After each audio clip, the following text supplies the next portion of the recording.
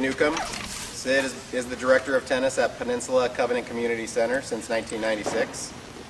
Nationally ranked in both singles and doubles while attending John Brown University.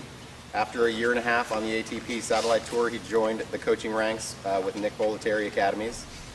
Sid has been a USPTA tester since 2004 and is currently the head tester for USPTA NorCal region.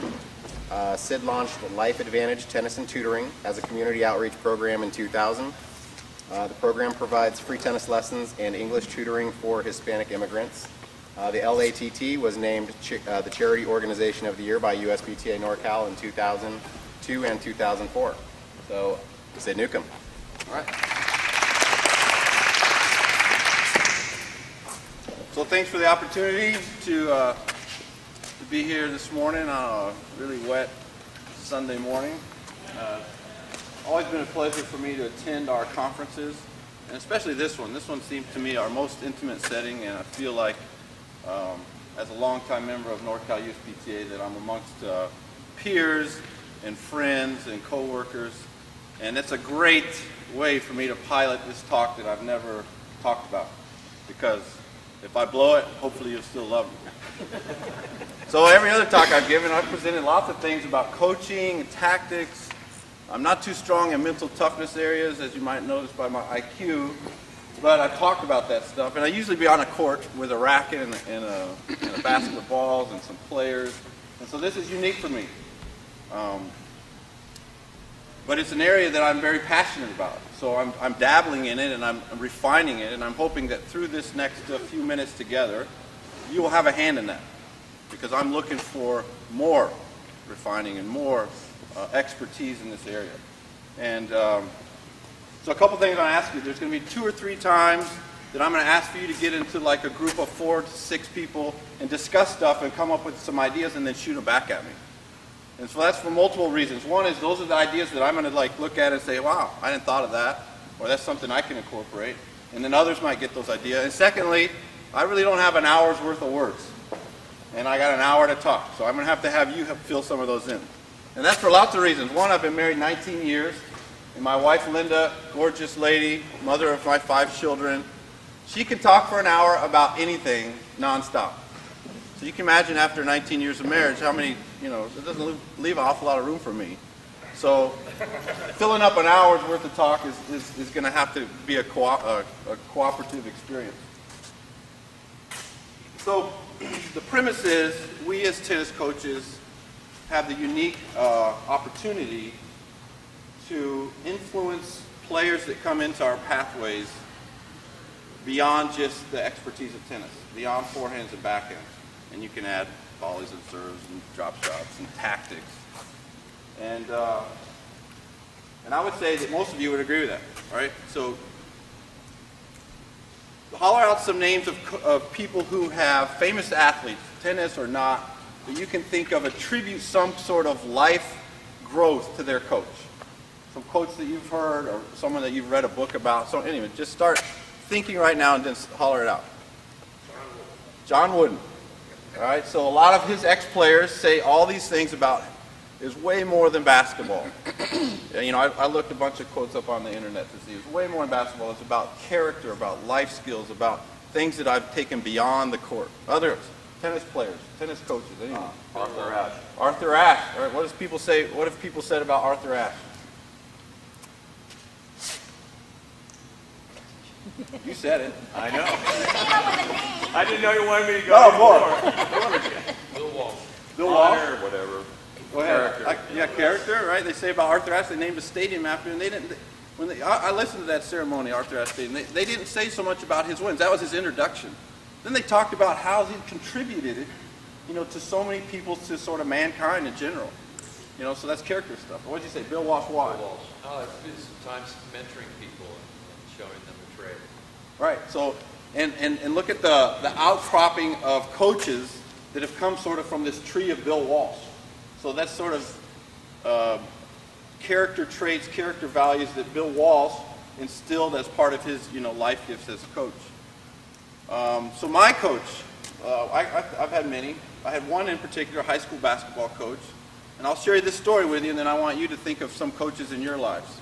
and share them with each other. So this guy, I went 10th, 11th, and 12th grade to the same high school. My basketball coach, kind of a quirky guy, and I wouldn't say we're super close. But one thing that I've taken from him and used repeatedly is a value or a character trait that he passed on, and I didn't even know at the time. When I was 17, I was way stupider than I am now at 44. So that's saying a lot. But I've learned. I hear myself saying the same things that this guy passed on to me. His name was Coach Bowden, and he imparted this value or character trait that this particular time that we're together, whether it be a season or 2 seasons or a week of training camp or whatever, this particular time is unique to us. To me as the coach, to you 15 as a player, it's never going to be repeated. So let's make the most of this particular unique time. And that was a character value that now, since I've analyzed this and thought about it, that I have realized has been passed on to me from a coach. And that had nothing to do with man-to-man defense. Right? It had nothing to do with, technique of free throw shooting. It was just a character value that now I have taken as he is my coach. And, I should email him or something, get in touch with him and tell him thank you. Because I haven't. That was 20 years ago, and I just thought of it in the last few days. So this is what I want you to do. And I'm going to get, you guys look pretty dead right now because I don't know, the rain, the clocks, the big old breakfast at the hotel. So, but you're going to have to get alive. So get in groups of like 4 to 6, so you guys, and then you can come back to your chairs when you're done. And I want you to think of a coach or mentor in some area of your life, preferably sports, that had an influence beyond that sport to you. And just share it with your guys. And you got like 3 minutes. So go ahead, start huddling. And somebody from your group shoot out an idea that came out, a coach or a mentor. Go ahead, John. Myron McNamara, and why? Well, I was not a poor kid, but I lived in the valley in LA, no tennis clubs, just public parks. And I took some lessons from him. He allowed me to come out to the Riviera Country Club, and play. And got me involved in watching Rod Laver at the, so I was kind of giving back to tennis. Right. That's excellent.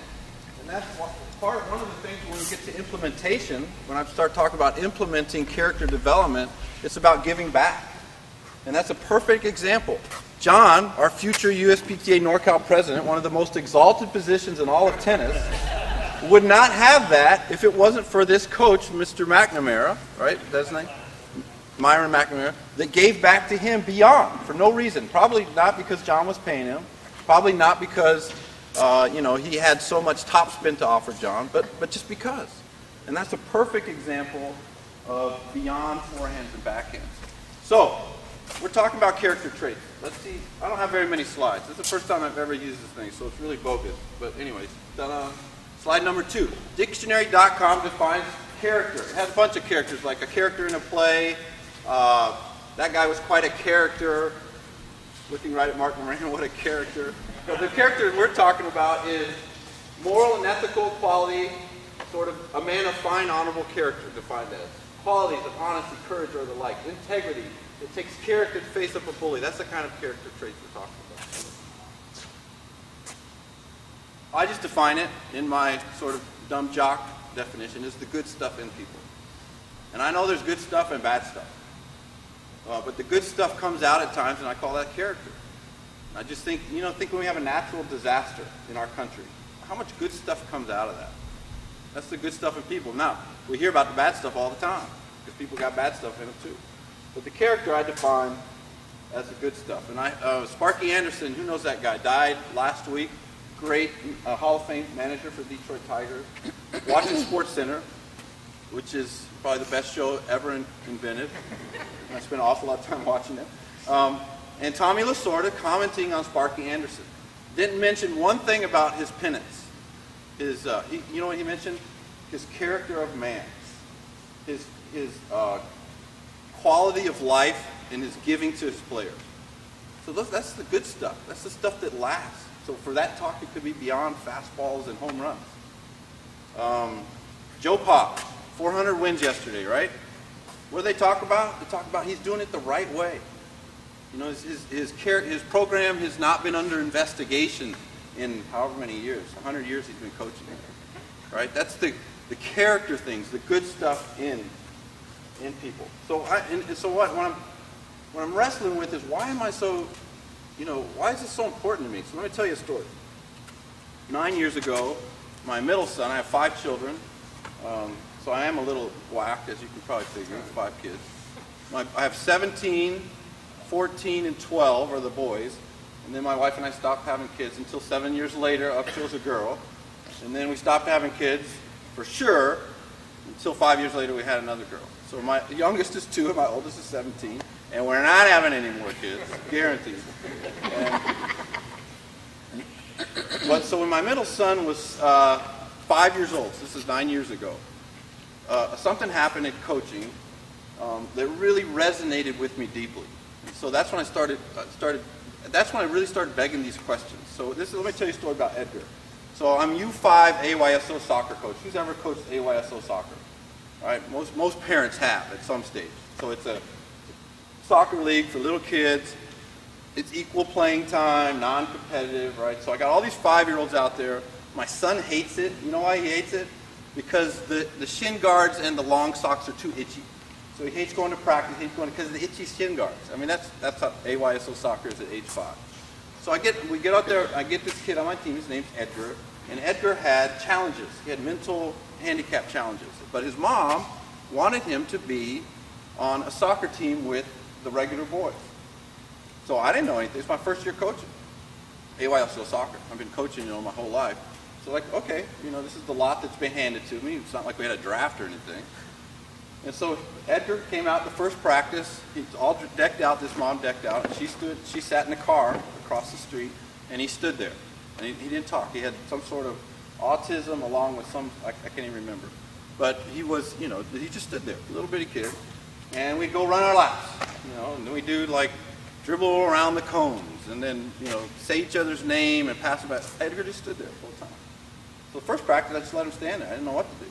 So I talked to the mom. What do I do about Edgar? I don't know, but I want him to play with these boys, with the regular boys. So I just said, okay, I'm just going to encourage this guy every time I see him. So every practice, I went up to Edgar and I put my arm around him, I whisper in his ear. But probably 20 times a practice. You can run, and you can kick, and you're going to like it. It's going to be fun. The kids would run the lap, Edgar would stand there. He was never a problem. I mean, he was in his own world, literally. He was just standing there, not picking daisies or anything. Just stood there the whole 45-minute practice. And every time I get a chance, hey, you can run, you can kick, you're going to like it. Oh, go on. So in the equal playing time, so the first few games, I'll stick Edgar out there. Edgar, we're kicking it that way. He's standing there looking at our goal, everything swirling around. Every single game. 3 games left. And you got to remember, so I probably said to him 1,000 times, you can run, you can kick it, and you're going to like it. 3 games left. So you coaches that have coached AYSO soccer, how does it look? Does it look like spread out triangle passing? How does it look, Andrea? Scrum. It's a scrum. That's exactly right. So 3 games left, and I'm almost giving up on Edgar, but I've committed to just at least saying that until the end of the season, giving him his trophy, because everybody gets a trophy. The scrum is way over here. Big pile of dust. You don't even know what's going on in there. Probably spitting, chewing, kicking each other. And Edgar is standing this way about 40, 50 feet from the goal, because it's really a small field, small goals. And lo and behold, the other team is attacking. They're close to our defending goal. Lo and behold, the ball rolls out of the pack and rolls right in front of Edgar. Right in front of his right foot. And I don't know if his right foot or left foot, because he's never kicked the ball the whole entire season. It comes over there. And I'm on the sideline, I kid you not. He kicks the ball. I don't know where that came from. It goes about 10 feet. He runs after, kicks it again. Now he's 10 feet from the goal. He kicks it again right into the goal. Unbelievable. Miracle. He runs toward me. And by this time I have tears streaming down my face. I kid you not. He's running. And he wants to tell me something, but I just scoop him up and I'm hugging him. And he says, I ran, I kicked it, and I liked it. And I'm like bawling, and I'm like, so it's all that, and the rest of the season he didn't do it again. It was just that one time. But this connection, I know, I kept saying, but that was the end of the Edgar story. But when I went, I reflected on it afterward. I'm driving home, and I'm going, why am I weeping like a baby? Why is this touching me so far in here, it has nothing to do with results, nothing to do with scores, nothing to do with stats, with ranking points, with, you know, super championships, with excellence, and nothing to do with that. It had to do with this one mentally challenged boy kicking a ball 3 times 40 feet and then expressing it. I ran and I liked it. And it touched me. And I'm thinking, okay, this is it. There's something beyond forehands and backhands that we're, as coaches, are privileged to have the opportunity to speak into and to take part in. And so I started defining it. Okay, I want more of it. So this talk doesn't come out of I'm some guy who wants to impart how to develop character. It's because I wanted it. I'm selfish. I'm selfishly motivated. It impacts me. It gives me some area of passion that seemed untapped. And then I look back in my life and I do realize, I'm like, you know what, those moments, those defining moments as an athlete or as a coach, usually centered around something beyond the outcome, beyond the actual result. And that's why I'm thinking about it more and more. So this is what I want you to do. Back in your groups, remember who was speaking last and got cut off because I was rude. You get to speak first. And I want you to think, and this might be a little tougher, but just start shooting out things that may or not be right and interact with your little group. Where are there times where you as a coach have felt some connection beyond something technical or tactical? So this is character traits. Something. Okay, break back up. We're doing great. 3 minutes. One of my character faults is I'm rude, so except to forgive me there. But thank you. Thank you for your discussion. Just walking around, I hear words of like developing trust, extending, working with families beyond students. And I also see emotion. You know, just like I get choked up when I talk about Edgar, I see when you as coaches are telling your stories about these times where you've connected beyond, I see emotion. And to me that tells us there's something value here. There's something of real value. And so how do we get more of that? If it's valuable, then we want to pursue it. I mean, that's sort of American way, right? Especially if it's money. We want to pursue it. So these are terrible definitions. This is Elaine's fault. I had to get the outline to her. So I'm just, but at least it gives us a spot. At least it gives us somewhere to like. So I just put 3 kinds of coaches, and believe me, I'm sure that this needs some work. But the coach who is the technical and tactical solo, right? And I'm giving the lesson. I'm working on this, whatever it may be, and I'm isolating myself from the student, except for those parts of whatever, tennis. So in our case, tennis. And then there's the second one where I spent most of my life. If character development happens, it happens, which inevitably it will, especially in junior tennis. If you're seeing the same kids multiple times a week, a month, a year, and then it becomes more intense if you travel with them, right? The more time you spend with them, the more it will. Character development will happen as a coach in junior tennis, whether you want it to or not. And your character, the values that you are going to go off onto them. And we just talked about that. I had a quote somewhere. Roger Federer said about, what's his name of his first coach? Peter Carter. Yeah. So Federer says about Peter Carter, he wasn't it wasn't his first coach. I was wrong again. He wasn't my first coach, but he was my real coach. He knew me and my game, and he was always thinking of what was good for me as a person. All right, so inevitably, this was his junior coach. Character development happens. So you are bestowed a great calling. You're shaping junior life in the area of character, whether you want to or not. You can try to live the solo life, where it's only on the court, isolated on the court, but I'm telling you, it's not. I've been around too long to see that character development happens for good, hopefully, and sometimes for not so good. All right, so that's why, I think I'm leaning toward becoming more and more proactive in character development in my programs. And that's what I'm learning. That's what I'm hoping that we're learning together, is how to be proactive, not only for the kids, but for me as the tennis director, and for my coaches below that work with me. So that we state this is what we're about, and then we figure out ways to achieve that in character development.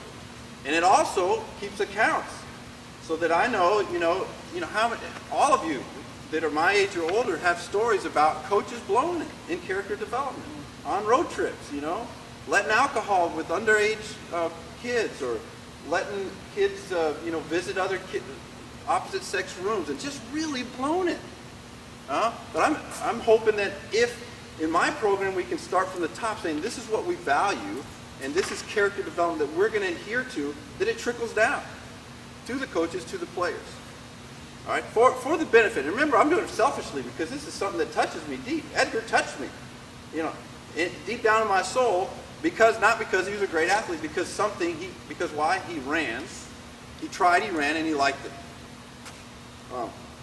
So these are sort of, and I would say that we're all of us, like it or not, in junior tennis, you're at number 2.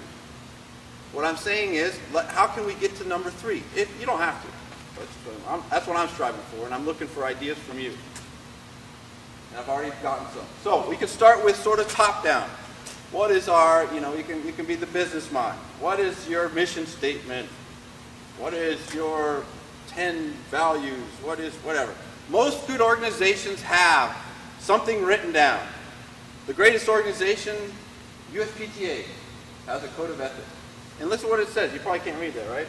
The USPTA Code of Ethics. The association expects its members to be of good character, to treat the public honestly and fairly, to treat their fellow members in tennis teaching profession in the same way.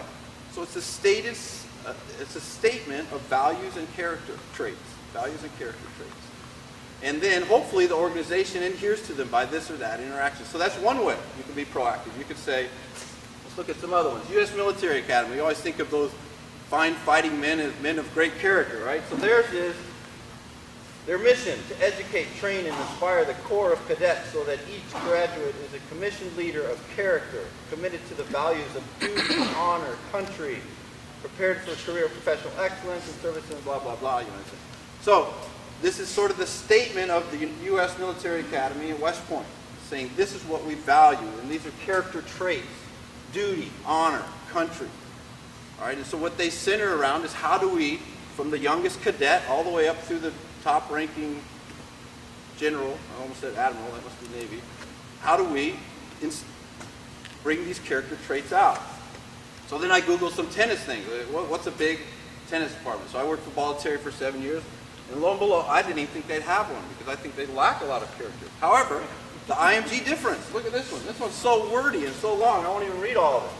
But this is sort of their mission statement saying this is what we value. This is our character traits that we want instilled in our students and our coaches. It says, the IMG Academy is committed to provide inspiring, dynamic, multicultural environment. There's a value where our students of all ages and abilities have greatest opportunity to attain their goals, learn life lessons, value, reach their full potential, value. Most importantly, enjoy themselves. That's a huge value, they say most importantly. Chase their dreams. Develop student athletes that are confident, preparing for challenges that sport and life may bring. All right, so these organizations that are big and successful, they get it, right? They have it at some level encompassed, okay, we have to have these values and these things. So why can't we in our junior program? So, most clubs have a mission statement. Most tennis pros don't know their club's mission statement. That's just by a poll. I do all the testing. I'm like, hey, who's got a mission statement? Oh, yeah, I think we got one. What is it? They don't know. So that's not your fault as teaching pros. That's somebody else. Blame your boss, general manager, whatever. But if that's a value, all right, so I say that's a starting point at least. And this is not the biggest starting point for how we do character development, but it is a starting point. So back in your group, first of all, 2 questions. Does your club have a mission statement or a value statement or a code statement? Do you know what it is? That's 2 questions. So 3 questions. If not, or even does your junior program have one? So that's something I've incorporated just in the last year is a value statement for our junior program. And I'll share that with you in a minute if you want. Now we're getting to the nitty-gritty. How do we implement character development? Now if you're not, if the Edgar story doesn't touch you, if you don't relate to it, then just tune out until Phil's next, or the next person. Judy, she's going to be great, all right? But if it is, if it's something like, yeah, I like that, you know what? I want to adhere to that, so how can we get more of it? That's the premise, is that if we value it, let's get more of it, let's program it in there, and let's see if it works. So here's the group thing. Club mission statement or value statement or whatever you want to call it. Does your club have one? Do you know what it is? If not, or even so, do you have one for your junior program? And what kind of values or character traits would you want to put in there if you were going to write one today? So shoot out some value character. And they're so cross-pollination.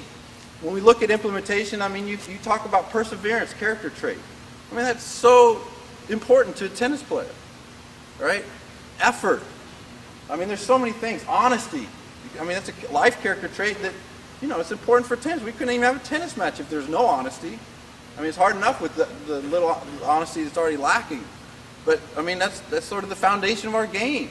So these words of character traits really cross into tennis anyway.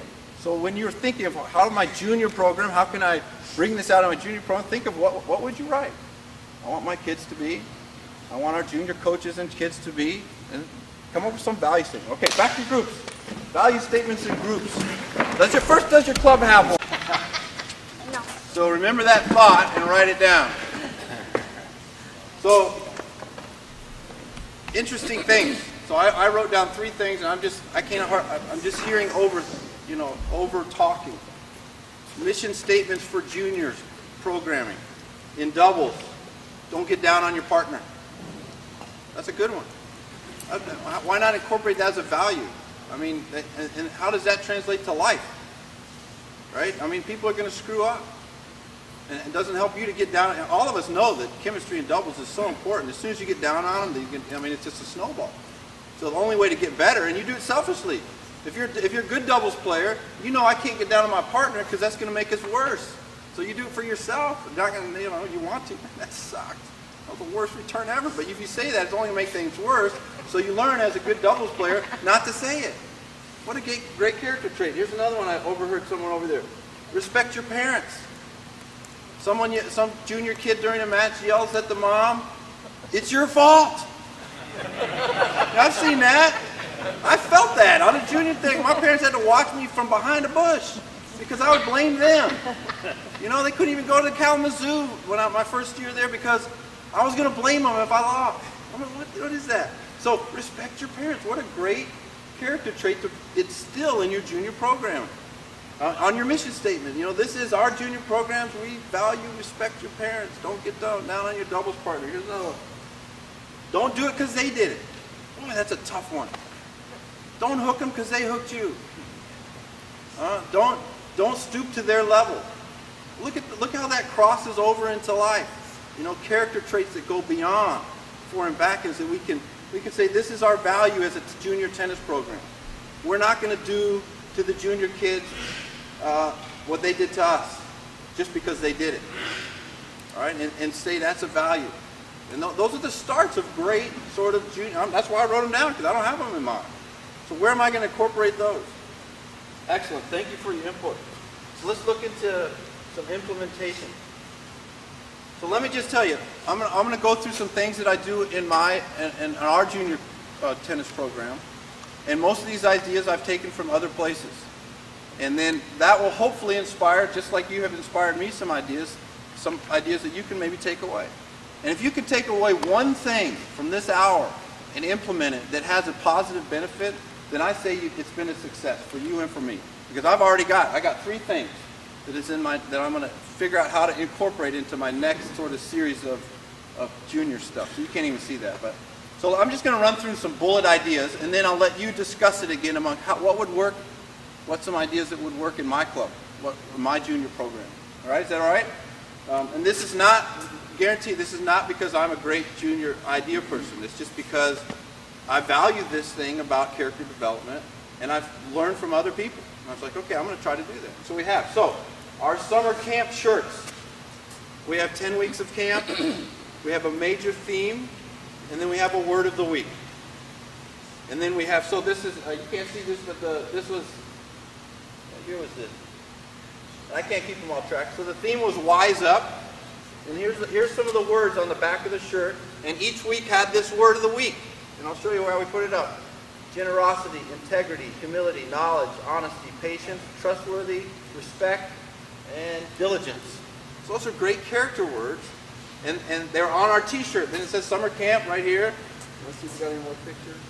So this is our tabernacle. You can't see that at all. It's a big tent that when we have a 15-minute break before fitness and in the morning and a 15-minute break before swim time in the afternoon, we have a coach talk about one of those words, the word of the week, and how it relates to tennis. It starts with tennis, because that's what they're there, tennis camp. And then hopefully through character development, they translate it as they grow. They've learned diligence as a tennis player, that there's a value in that, because my coach at tennis camp told me that. And he gave some examples of how diligence was helpful for this particular tennis situation, whatever. And it translates, and who knows where it goes down the road. Who knows where diligence, learning diligence as a young 9-year-old at tennis camp, or at least the definition of it in some example, who knows where it ends up later on in life. We don't know. But it could be the thing with Edgar, that I just kept at it, and there was a breakthrough for one time that it was beyond. Okay, so this is a guy giving a talk in the tent, one of the coaches. I don't know what he's talking about. There's a picture, so we have banners. So it says tennis camp, and here's the word of the week. One of those Velcro things, just rip it down. It says humility. And then these are all the different themes of the different tennis camps. So, how does humility relate to a tennis player? You know, we could have another breakout session. You'd have great ideas about that. How does it relate to the success of a tennis player? You know, who are the best athletes in the world? They're usually not the people that come across like Ocho Cinco. They're usually the people that come across like Federer or like Sampras, right? Or like T.O. Just kidding. So words of the week, words of the month. Throughout the school year, we do it by the month, because we see the kids, you know, more sporadically, 2-3 times a week. Junior players helping in outreach programs. So we have, during the introduction, we have this outreach program, 2 days a week, where we meet with students from a local middle school, and we help teach, we give them an hour free tennis, and then tutoring in English. The kids on our junior team, there's 24 of them, 12 at a certain age and 12 at another age, and there's a waiting list, and they're required to help with this program. So you can't see these pictures very good, but you can see which one it is. It's the minority kids are the darker skin, right? And there's the kid in our tennis program. He's helping tutor. And what are they learning? Think of character development. Here's another one. Classroom full of people learning English, remedial English, same age kid who speaks English and can read these remedial books, helping them read books. Character development. Schools programs, and teaching on, this is on AstroTurf. We bring the kids out on Saturdays, and they help teach tennis to in East Redwood City, which is across the tracks. Just bring out a bunch of balls. We don't have to advertise it. You know that? We don't even advertise it. We just say, okay, Saturday this month, Saturday whatever, is our day that we're going to go to Fair Oaks School and set up the tennis nets. And the junior players are required to come. That's part of the deal of being on the team. They're giving back to the community. They're learning character traits that they would not otherwise learn in the program I had before. They didn't have those opportunities. And they love it. Oddly enough, the stuff that they love is the character development stuff. And they don't know that, I don't tell them, hey, we're doing this for your character development. We say, hey, we're going to go show tennis to a bunch of little kids your age that would never play tennis before. And we set it up on AstroTurf. Balls flying all over the place, complete chaos. 60 kids for two coaches and 5, you know, it's crazy. Here on the blacktop, same thing. Set up the nets. Here's another one. Here's a value that we've instilled. Bringing summer coaches in from different countries and cultures. So there's, and this was 2 summers ago, a young lady, Milena, or something like that, Milena from Uganda, and Gray from Malawi. 2 tennis interns. So we got this program going where they come in, they come on a tourist visa. We can't pay them any money, but we can pay for all their expenses. So 10 weeks, cost me a plane ticket and find them a place to stay. What value does that add to a tennis camp for 10 weeks? What value does that add to young kids seeing coaches from Africa sharing their stories about their life in Africa? Now, I'm not telling you what value. I'm asking you to think about it. Cross-cultural values. Cross-cultural trips. This was an 04 junior team, along with some adults and parents, went to South Africa. We took a, you know, it's a very expensive trip, but it was a value. We raised some money. We had people pay for it.